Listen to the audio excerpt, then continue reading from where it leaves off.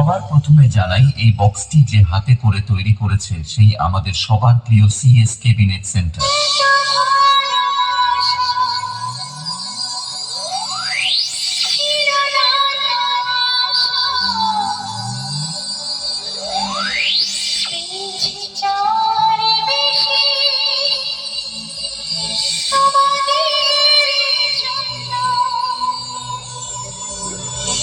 এরপরে জানাই CS cabinet MCS audio মালিক বাবুকে।